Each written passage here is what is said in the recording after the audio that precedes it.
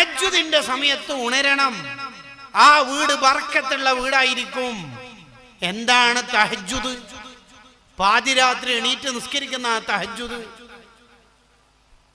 പരലോകത്ത് എത്ര കൊല്ലം ഒരാൾ നിൽക്കണം? ചെമ്പ് ചൂടാക്കിയ ഭൂമി, ഇതേപോലെ ഇന്റർലോക്ക് അല്ലല്ലോ, ചെമ്പ് ചൂടാക്കി പഴുപ്പിച്ച ഭൂമിയിൽ എത്ര കൊല്ലം നിൽക്കേണ്ടത് പരലോകത്ത്? ഹത്തൽ മീൽ. സൂര്യനാണെങ്കിൽ വളരെ അടുത്തായിരിക്കുമല്ലോ.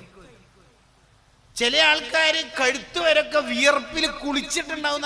വിയർത്ത് ഒലിക്കല് മാത്രമല്ല, ഫുൾ വിയർപ്പായിരിക്കും അയാൾക്ക്. ചില ആളുടെ അത് മുട്ടുവരെ, അരവരെ, കഴുത്തുവരെ.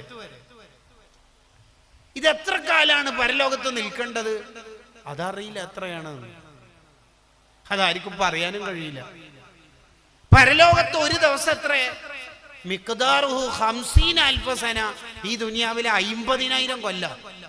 എത്ര? 50,000 കൊല്ലം.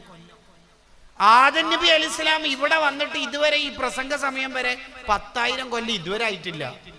എന്ന് പറഞ്ഞാൽ മഹ്ശറിൽ ഒരു ദിവസത്തിന്റെ പകുതി തന്നെ ആയിട്ടില്ല. അങ്ങനെ 50,000 കൊല്ലം നിൽക്കേണ്ട ഒരു ദിവസമേ ആയിട്ടുള്ളൂ. ബാക്കി എത്ര ഉണ്ട്? ഇങ്ങനെ എത്ര കാലം നിൽക്കണം?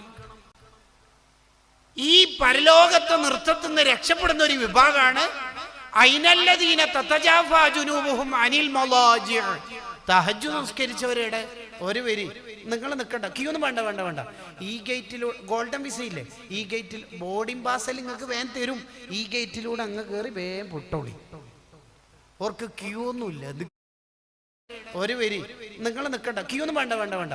ഈ ഗേറ്റിൽ ഗോൾഡൻ വിസ ഇല്ലേ, ഈ ഗേറ്റിൽ ബോർഡിംഗ് പാസൽ നിങ്ങൾക്ക് വേഗം തരും. ഈ ഗേറ്റിലൂടെ അങ്ങ് കയറി വേഗം പൊട്ടോളി. ഓർക്ക് ക്യൂ ഒന്നുമില്ല. എന്ത് ക്യൂ? ഒരിക്കൽ നിർത്തില്ല.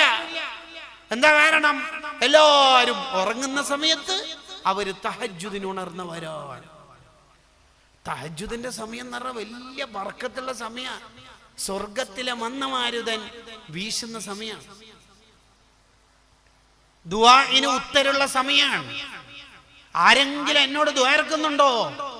ആരെങ്കിലും എന്നോട് പൊറുക്കലിനെ തേടുന്നുണ്ടോ? ആർക്കെങ്കിലും എന്നോട് വല്ല ആവശ്യവും പറയാനുണ്ടോ എന്ന് അള്ളാഹു ചോദിക്കുന്ന സമയമാണ് ആ സമയം.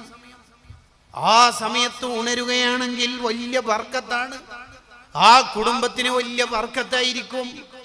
അതാണ് മഹാന്മാര് പറയണത്, സ്വർഗത്തിലെ സുഖം ദുനിയാവിൽ കിട്ടൂല. അഥവാ കിട്ടുന്നുണ്ട് എന്ന് പറയുകയാണെങ്കിൽ ആ തഹജ്ജുദിൽ കിട്ടുന്ന സുഖാണ്. ചില മഹാന്മാര് പറഞ്ഞല്ലോ,